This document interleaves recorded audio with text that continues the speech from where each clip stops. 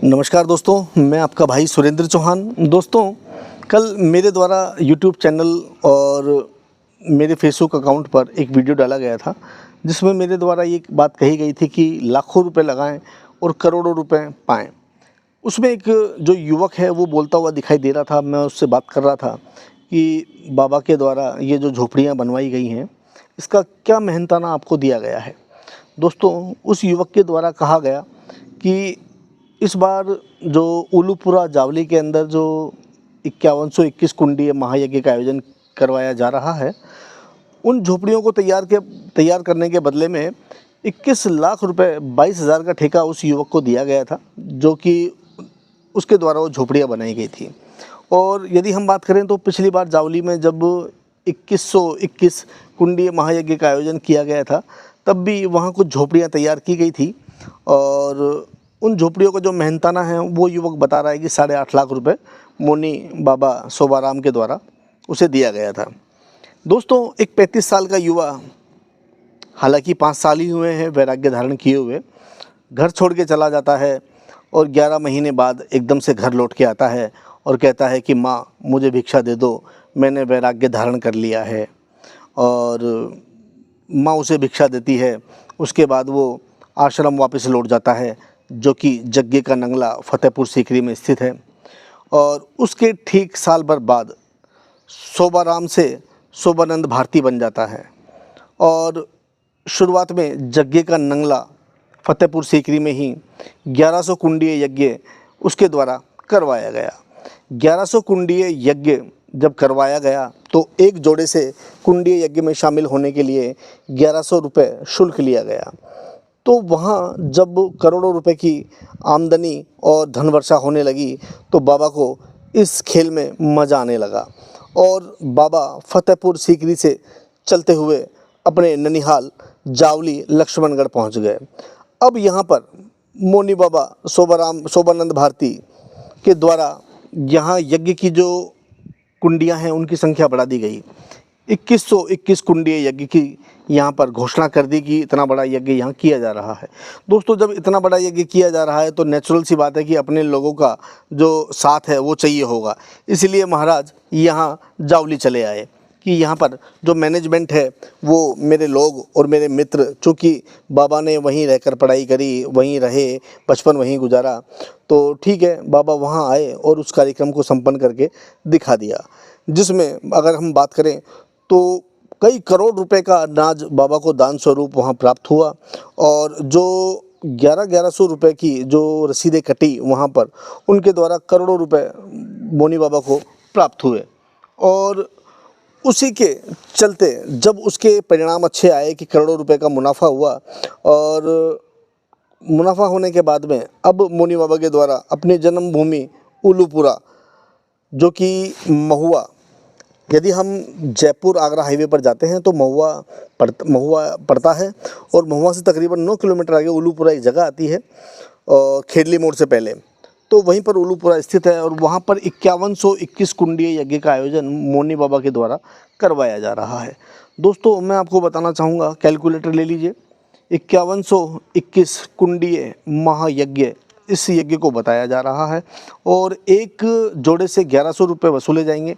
और यदि हम मल्टीप्लाई करें 5121 गुणा 1100 तो तकरीबन 56 लाख रुपए की राशि एक दिन में बाबा को यज्ञ के द्वारा प्राप्त होगी। और हम यदि इसको ऐसे देखें कि यह यज्ञ 11 दिन चलने वाला है, तो 56 लाख को हम 11 से मल्टीप्लाई करते हैं तो तकरीबन 6,19,64,100 रुपये के आसपास बाबा को रकम प्राप्त होगी, जो कि बुकिंग्स चालू हो गई हैं। जगह जगह भी है, यदि आप वहाँ उलूपुरा जाते हैं तो दीवारों पर जगह जगह आपको जो दान है, दान की महिमा जो आपको पहले कभी नहीं पता थी, वो वहाँ अंकित की गई हैं कि आप अधिक से अधिक दान करें।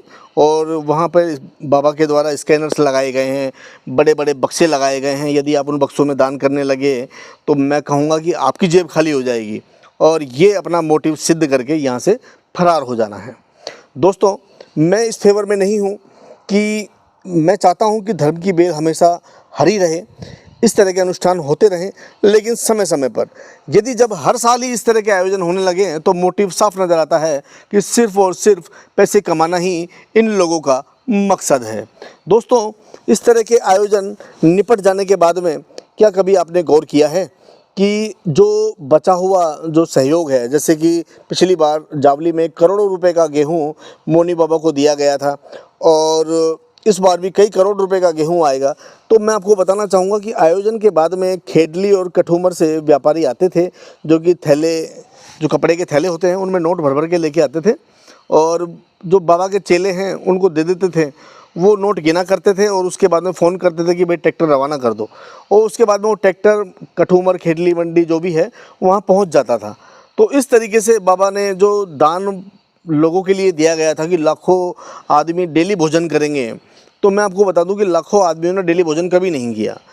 जब बाबा के द्वारा पिछली बार महाप्रसादी जब यज्ञ का समापन था, तो उस दिन भी तकरीबन लास्ट 40,000 के आसपास ही वहाँ लोग पहुँचे और लोगों ने भोजन प्राप्त किया, जिसमें कद्दू की सब्ज़ी और पुए वगैरह वो जो बनने थे। और बाबा की पूरी जो मैनेजमेंट की टीम है वो फतेहपुर सीकरी से आई थी। हलवाई भी फतेहपुर सीकरी से थे।